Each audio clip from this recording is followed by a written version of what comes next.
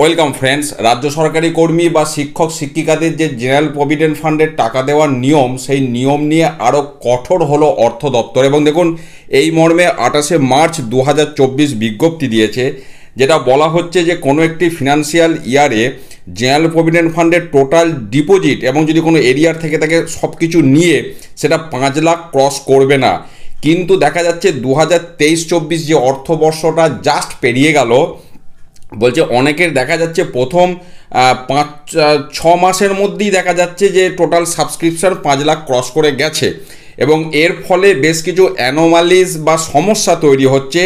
তার জন্যে এই যে নতুন যে অর্থবর্ষ শুরু হলো 2024-25 পয়লা এপ্রিল থেকে, সেক্ষেত্রে বলা হচ্ছে স্ট্রিক্টলি এটা মেনটেন করতে, যে যাতে করে 5 লাখ ক্রস না করে।